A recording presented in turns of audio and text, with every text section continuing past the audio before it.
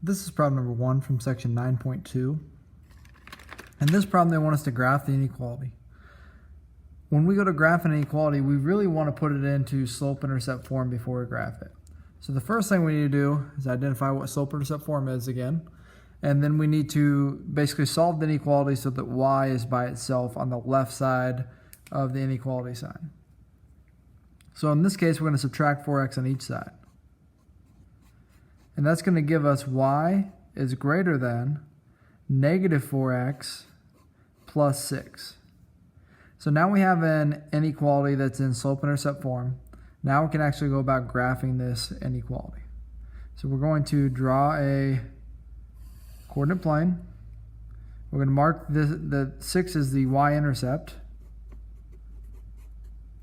and negative 4 is the slope. So I'm going to mark 6, so 1, 2, 3, 4, 5, 6.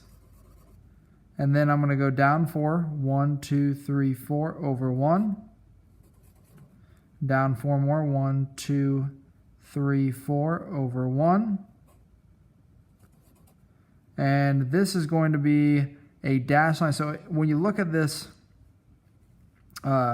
inequality sign, if you have greater than or less than, these are dashed lines, because the dashed lines mean that they cannot equal the actual line, right? Because it says less than or greater than the line. If you have greater than or equal to, less than or equal to, this is a bold line, because they can equal the actual line, right? Your solutions can lie on the line. So because we have a greater than sign, we have a dashed line. And it wants us to, it says y is greater than the line. So it wants the y values that are bigger than the line. So it just wants the y values that are above the line, which would be above the line is this direction. Now sometimes this can get confusing. So I'm going to just kind of draw some arrows here pointing toward our solutions.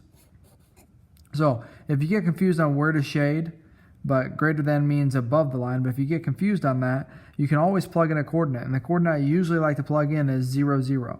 If I plug in 0, 0, and this inequality makes sense, then 0, 0 is a solution.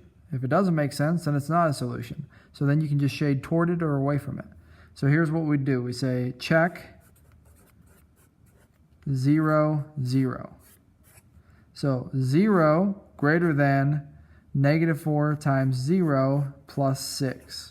So you get 0 greater than 6. Is 0 greater than 6? No. So this means to shade away.